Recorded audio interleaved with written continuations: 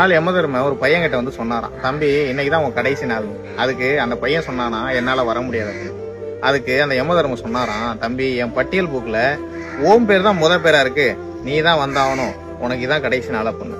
அதுக்கு அந்த பையன் சொன்னானா, சரி இந்த சேர்ல உட்காருங்க, நம்ம 2 பேரும் காஃபி குடிச்சிட்டு அப்புறம் ஒன்னா போலாம் அப்படின்னு. அவரும் யமதர்மனும் அந்த பையனை நம்பி சேர்ல உட்காந்துருக்காரு. அந்த பையன் காஃபியில தூக்க மாத்திரையை கலந்து யமதர்மன்ட்ட கொடுத்தான். யமதர்மன் குடிச்சிட்டு மயங்கிட்டாரு. இந்த பையன் உடனே அந்த யமதர்மன் பட்டியல் புக் எடுத்து அவன் பேர் முத பேரா இருந்துச்சுல, அந்த பேரை அடிச்சுட்டு கடைசி பேரை எழுதிட்டான்.